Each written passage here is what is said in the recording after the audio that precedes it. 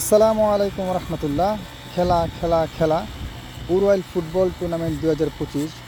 আজকের খেলা ধামাউরা ফুটবল একাদশ বনাম দানতুলিয়া ফুটবল একাদশ। এই খেলাটির জন্য আজকে মাঠ প্রস্তুত করা হচ্ছে।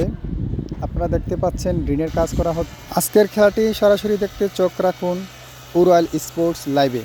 দেশে যারা আছেন সবাই মাঠে এসে খেলা দেখার জন্য আমন্ত্রণ রইল। সবাই ভালো থাকবেন, সুস্থ থাকবেন। আসসালামু আলাইকুম রহমতুল্লাহ।